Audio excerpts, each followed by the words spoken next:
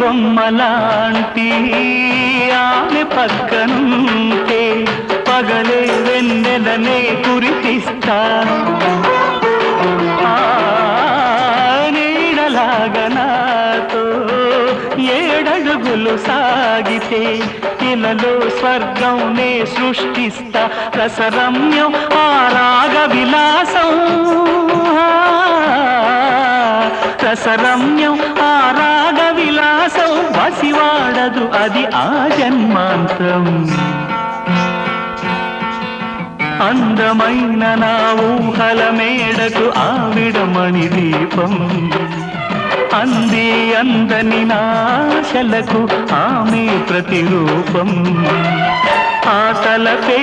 నా ధ్యానం ఆ అభినవ దేవత నా ప్రాణం